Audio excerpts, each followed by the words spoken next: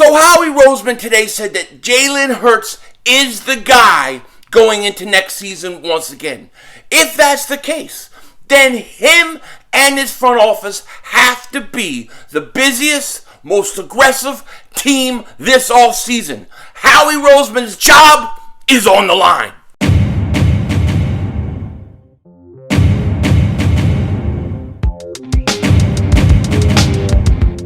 Dallas still stinks. You're by the way, King Dingbat here, and I hope everybody's having a great day. I hope you guys are doing well. Hope you're hanging in there. Thank you for joining Denzel Washington on this video. Well, I don't know. I'm not Denzel Washington. I just look like him. Anyways, before we start this video, I gotta say a couple things. One, James Harden makes his debut in Philly tonight. Unfortunately, I am not going to be home in time to stream this game, so I will look at their schedule, see what's coming on later this week and the weekend, and we'll do a few of those games. The other thing, if you haven't, make sure you hit that subscribe button. If you want Eagles stuff all off season, if you want to go to the closest place you can see Denzel Washington speak Eagles, this is a place you want to be. Also, if you've been subscribed for a while, double check, make sure you're still subscribed. I had 3 people tell me yesterday that they, in fact, were unsubscribed. They don't know why. Thank you for letting them know. Because whatever it is, YouTube's been doing it. I've had, well over 30 people tell me that they don't know what happened. And it's just a weird thing. But anyways, let's talk about the birds. Because today, look at this. Look at this. I am the babyface assassin.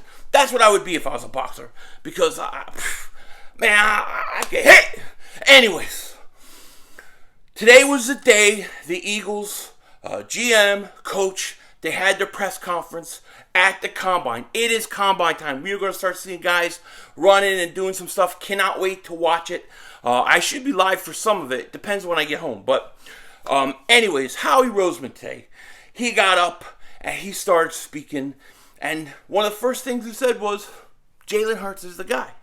Jalen Hurts is going to be the guy. Now, I'm going to say this right off the bat. I don't put a lot of absolute stock in what Howie Roseman says at a press conference. Okay, I don't. Because one, Howie is very quick to adapt to a situation if something opens up. Two, I don't think Howie Roseman likes giving out too much information if he, at all. He usually doesn't. And 3, we've seen him say things before and do the exact opposite. So I don't put 100% stock in what he's saying, but let's just assume that some of the things he said today was true, was accurate, and will happen. And that means Jalen Hurts is the quarterback next year. And I've said this before and I'll say it again. I'm perfectly fine with that. I prefer that over Jimmy Garoppolo, Derek Carr, drafting one of these quarterbacks. I prefer it over that. The only exception was Russell Wilson. That was pretty much it. Or Deshaun Watson if he cleared his off the field stuff, which isn't going to happen. Otherwise, you got to go with Jalen Hurts and give him another year. But you've got to build around him. You have to build around him. And Howie Roseman is, in fact, in the last year of his contract this year. This year. So that means he has to hit on this offseason. Not just the draft, but this offseason. Because one of the things that you see in football seasons is you're going to get the free agency first. Free agency will happen first. According to what they do, the moves that they make, it could directly affect what they do in the draft or their priorities in the draft. I'm going to go out on a limb and I'm going to say this now. The Eagles will sign a defensive end in free agency and they will draft a defensive end in the first round.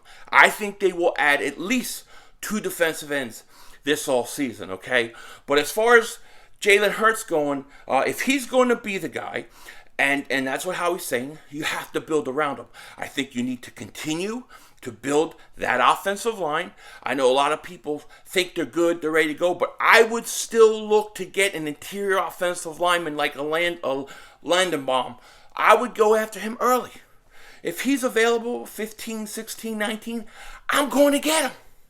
Okay? Make your strength stronger. Okay? You definitely have to add a veteran wide receiver or another wide receiver. Reagor is a complete disaster. He stinks. Okay? He probably needs to get traded. He'll get no value, but he probably needs a change. J.J. Arcega-Whiteside has to go. So you have to get a receiver in free agency. And, it's looking more and more like these wide receivers in the draft are good.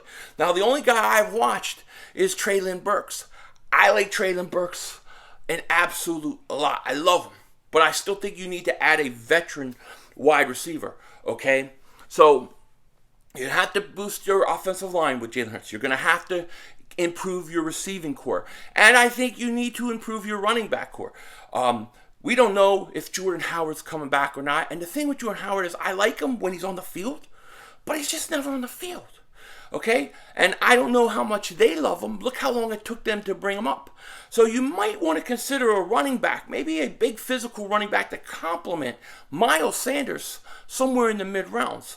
It's going to be fascinating. I don't think you need to go free agency route with running back because you usually can find decent running backs that can contribute right away in the draft. And that's what I would look.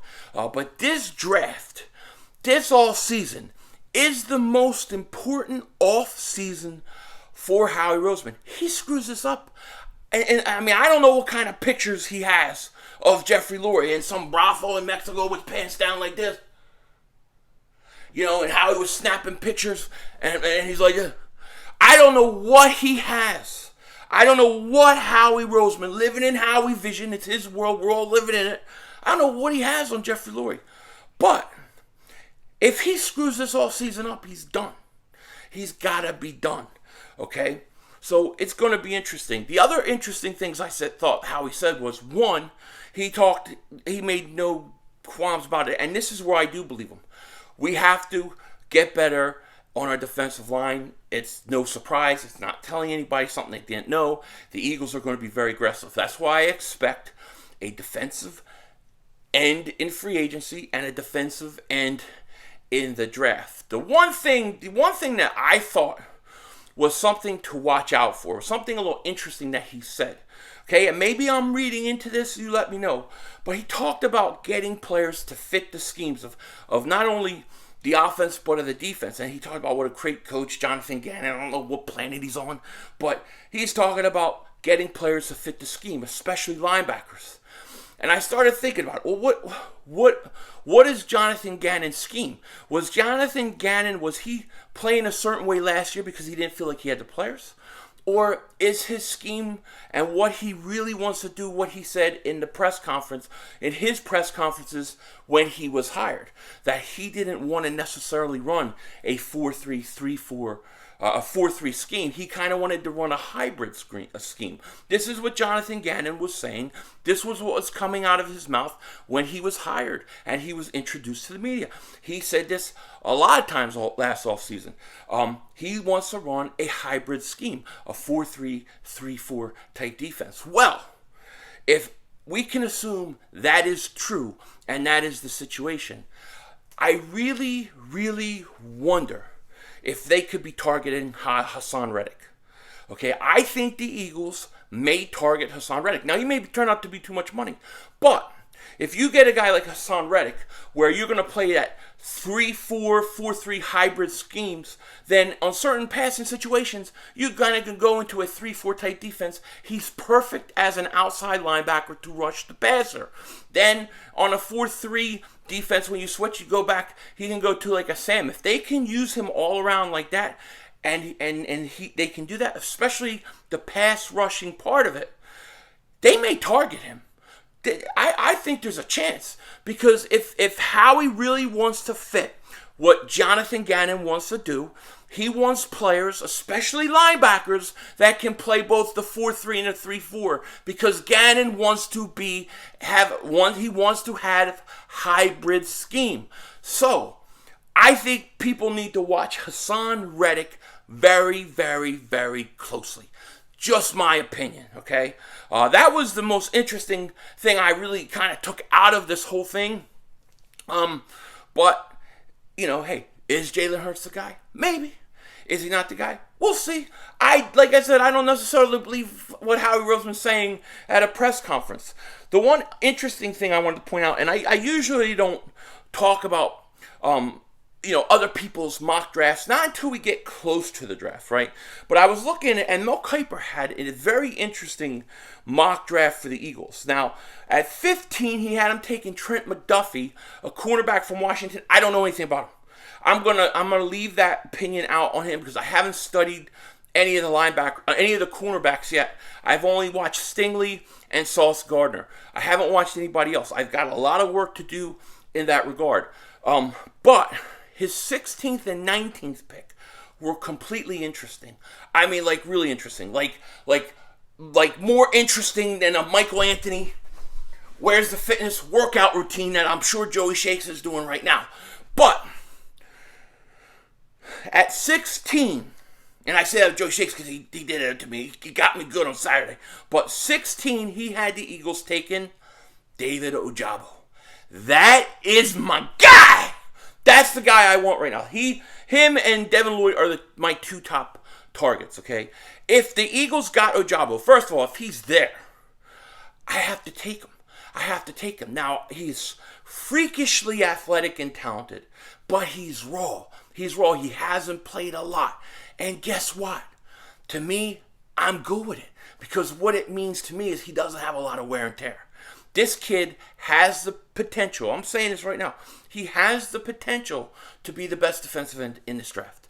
But he's raw. He shouldn't be ranked number one, but he has the ceiling to be. So if they took Ojabo anywhere in this draft, if the Eagles get him, I'm like, that's an A+ in this draft.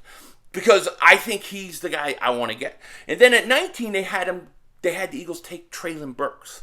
Now, he's the only receiver I've really spent time on, but I think Treylon Burks would be a great addition to the Eagles. Where I kind of have a hard time with the Eagles and a receiver is 3 years in a row a wide receiver in the first round.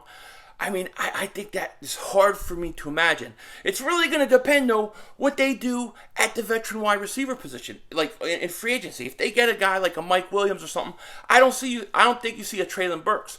But you get like a Christian Kirk or somebody like that, maybe you do. But I'll tell you what, even though it's a wide receiver, Treylon Burks is probably one of my top 5 favorite guys in this draft right now. So if they got him and Ojabo, to me, that's a perfect draft. So, who the hell's Mel Kiper is what they say. You know what I mean? Shut up, Mel Kiper, but not in this one. On this one, yeah, I like it. Ojabo and Burks.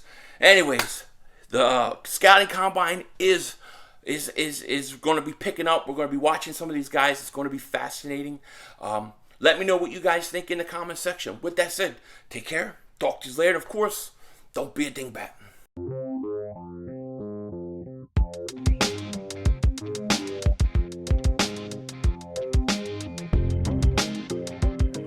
So yesterday I was talking about Batman, right? Batman. So I go on YouTube and I'm looking up spoiler-free reviews. And I'm clicking on these spoiler-free reviews and they're like 25 minutes long, 15 minutes long. And it's like, they just are talking about the movie.